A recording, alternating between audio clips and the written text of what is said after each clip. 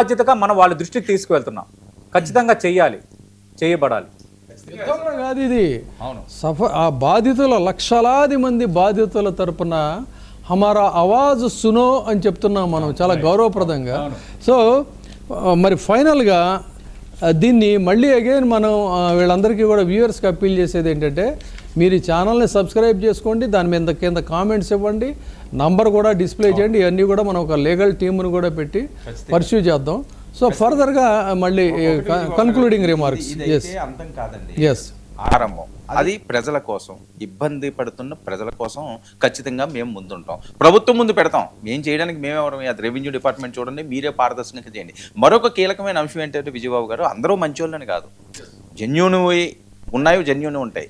కొద్దిగా ఇబ్బందికర పరిస్థితుల్లో లేకపోతే తప్పుడు తలకులు ఉంటాయి, వాటిని తీసి పక్కన పెట్టేయడం అది ఎవరు కాదండి. కానీ నిజమైన వారసత్వం ఉన్నవాళ్ళు, జెన్యూన్ సైట్స్ ఎవరైతే ఉన్నవారు, లేకపోతే వాళ్ళు కష్టపడి కష్టం చేసుకుని ఒక సొంత గూడు ఉండాలి కదా అని చెప్పి వాళ్ళు ఎన్నో కష్టాలు పడి సంవత్సరాలు తరబడి సంపాదించుకున్న ఆ ఆస్తిని వాళ్ళకి దక్కకుండా, అది అసలు వాళ్ళది కాదో అవునో తెలియని సిచ్యువేషన్లో పెట్టి ఏదో త్రిశంక స్వర్గం అంటారు చూసారు, ఆ రకంగా సామాన్య ప్రజలను ఇబ్బంది పెట్టడం మంచిది కాదు. మరొక వైపు సతీష్ గారిగా చెప్పినట్లుగా రాష్ట్రాల్లో ఖచ్చితంగా హైదరాబాదు మహానగరానికి పెట్టుబడిదారులు ఎంత అద్భుతంగా ఉంటాయో, ఎన్ని లక్షల కోట్లు వస్తుంటాయో వేరే చెప్పాల్సిన అవసరం లేదు. మీరు ఎక్స్పాండ్ చేద్దాం అనుకుంటున్నారు, ఇది భారతదేశంలో ఒక గొప్ప రాష్ట్రంగా దీన్ని తీర్చిదిద్దాం అనుకుంటున్నారు. అది తీర్చిదిద్దుకోవాలనుకుంటే ఇలాంటి వాటిలన్నింటినీ కూడా పారదర్శకంగా చేయాల్సిన అవసరం ఉంటుంది. అమ్మో వీళ్ళకి ఎందుకు రా బాబు అక్కడ వెళ్ళి ఓ పెట్టుబడి పెట్టాం, సరే ఒక 100 కోట్లు పెట్టుబడి పెట్టాం, 100 కోట్లు పెట్టుబడి పెట్టిన తర్వాత అది అతనితో కాదో, అది అవుతుందో అవ్వదో, రిజిస్ట్రేషన్ అవుతుందో లేదో, అక్కడ మన కంపెనీ స్థాపిస్తే ఎవరొచ్చి మీదన పడతారో, సో ఇలాంటివన్నీ కూడా ఇందులో నుంచి బయటికి రావాల్సిన అవసరం ఉంది. దీన్ని పారదర్శకంగా చేయాల్సిన అవసరం ఉంది. అధికారులు కూడా మీకు జీతాలు ఇచ్చేవి సరే, అవినీతి అన్నది ఎవరో చెప్పినా ఎవరో ఆపుదామన్నా ఆపేది కాదు.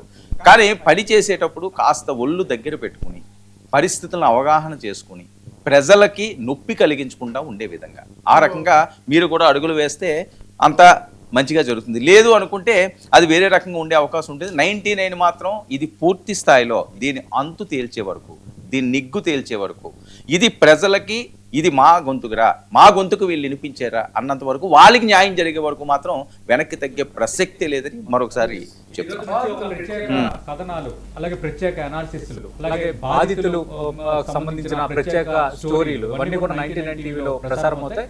ఖచ్చితంగా 99 టీవీ ఒక బాధ్యతగా తీసుకుంది. ఆ బాధ్యతలు మీరు భాగమవ్వండి. 22A బాధితులకు 99 టీవీ ఉంటుంది. అంటే ఇది 99 టీవీ అనేది అందరికీ తెలుసు. అన్ని పార్టీల ప్రతినిధులు మా చర్చా కార్యక్రమాల్లో పాల్గొంటారు. మాది న్యూట్రల్ ఛానల్, ఏ పార్టీకి కొమ్ము కాసే ఛానల్ కాదు, ప్రజల పక్షాన ఉండే ఛానల్. కాబట్టి ప్రభుత్వం మీద చేసే ఈ పోరాటం ప్రభుత్వానికి ఎగెయిన్స్ట్గా చేసేది కాదు, పర్టికులర్గా ఏ పార్టీకి చేసేది కాదు, ప్రజల పక్షాన మాత్రమే చేసేది. సోషల్ మీడియాలో మనం చూస్తూ ఉంటే కనుక ఈ మధ్యకాలంలో హైడ్రా భూముల్ని కూడా అమ్మేయడానికి ప్రభుత్వం సిద్ధమవుతోంది కదా. భూమి అనేది తరతరాలకి తర్వాత వారసులకి హక్కు ఉంటుంది. ఓకే, అంటే ప్రభుత్వం నడపడానికి మీరు భూమి అమ్ముకున్నారు, కానీ పార్టీ నడపడానికి మీరు ఎవరి పొట్టా కొట్టద్దు, ఎవరి భూమిని నిషేధిత జాబితాలో చేర్చద్దు అని చెప్పి సోషల్ మీడియాలో పెద్ద ఎత్తున క్యాంపెయిన్ కూడా ఒకటి నడుస్తుంది. విజయబాబు గారు, అంటే ప్రజల నాడిని మనం అర్థం చేసుకోవాలి. ఈ కార్యక్రమం తీసుకున్న క్రమంలో మనకు వాట్సాప్ మెసేజ్లు కూడా వస్తున్నాయి. సో మంచి కార్యక్రమం తీసుకున్నారు. ఒక లీగల్ టీంను కూడా మీరు ఏర్పాటు చేయండి, ఒక లీగల్ సెల్ని ఏర్పాటు చేసి ఒక టోల్ ఫ్రీ నెంబర్ ఇవ్వండి. మీరు మాకు బాసటగా నిలుస్తున్నందుకు చాలా ధన్యవాదాలు.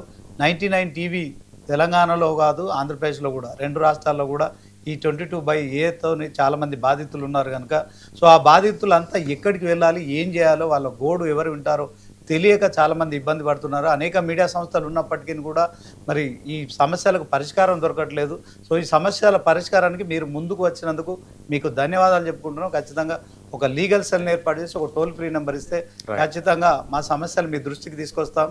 సో సాధ్యమైనంత వరకు మీరు ప్రజల వాణిని వినిపిస్తున్నారు కనుక మా గోడు కూడా పట్టించుకోండి అని కూడా మనకు మెసేజ్లు వస్తున్నాయి సార్, వీడియోలు కూడా తీసి పెడుతున్నారు. సో రైట్, మనం చూసాం కదా 99 టీవీ 22A ఇబ్బందులు, ప్రజా సమస్యల పైన గలమెత్తే క్రమంలో భాగంగా ఈరోజు ఈ కార్యక్రమం మా ఎడిటర్స్ టీం మొత్తం ఈ కార్యక్రమంలో పాల్గొన్నాం. అలాగే మా యొక్క అభిప్రాయాలు తెలియజేసాం, మా అప్పీల్ కూడా చేసాం. ఇక నుంచి ప్రత్యేక కథనాలు ప్రసారం అవుతాయి. అలాగే మీ యొక్క సమస్యని మా సమస్యగా భావించి ప్రభుత్వం దృష్టికి తీసుకువెళ్ళటం, పరిష్కారం చూపించడం అనేది జరుగుతుంది. మరి కాసేపట్లో ప్రత్యేక డిబేట్ ప్రసారం అవుతుంది. Thank you.